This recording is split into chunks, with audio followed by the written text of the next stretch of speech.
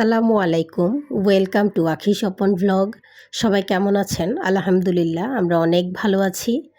তো আজকে সকালবেলা ঘুম থেকে উঠতে বেশ দেরি হয়ে গিয়েছিল, তো তাড়াহুড়ো করে আমি সকালের ব্রেকফাস্টটা রেডি করছি।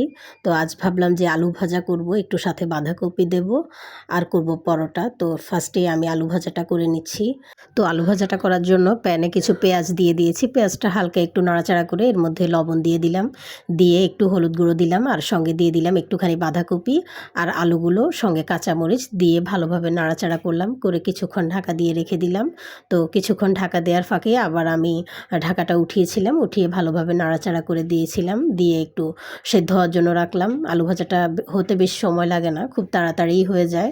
তো কিছুক্ষণ ঢাকা দিয়ে রাখার পরে আমি এবার আবার ঢাকাটা উঠিয়ে দেখছি যে কি অবস্থা। তো এবার দেখছি যে আলুটা প্রায় হয়ে আসছে। এ পর্যায়ে আমি বেশ কিছু ধনেপাতা দিয়ে দিচ্ছি। তো ধনেপাতাটা দিয়ে আমি আবার কিছুক্ষণ ঢাকা দিয়ে রাখবো যেন ধনেপাতার ফ্লেভারটা বেশ ভালোভাবে ছড়িয়ে যায়।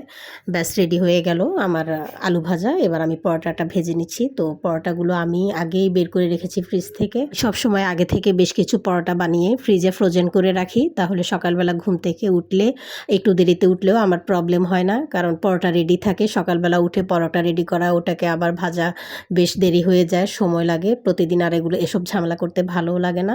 তো সব পরোটাগুলো আমি সুন্দরভাবে বের করে ভেজে নিচ্ছি। পরোটাগুলো আমি একটু ব্রাউন কালার করে ভাজছি, আমার এরকম কালার আসলেও বেশ ভালো লাগে। তো আমি এভাবেই সবসময় করি। আর আমার বাসায় কেউ পরোটা ছাড়া রুটি খেতে চায় না।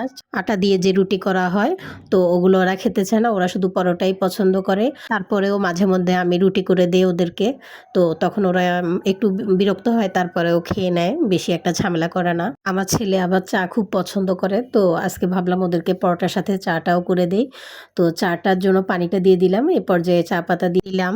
তারপরে যখন এটা ভালোভাবে কালারটা আসছে, এই পর্যায়ে আমি কিছুটা পাউডার মিল্ক গুলিয়ে এর মধ্যে দিয়ে দিচ্ছি। চা আমি আরও বিভিন্ন রকমের করে থাকি, তো আজকে এভাবেই করছি।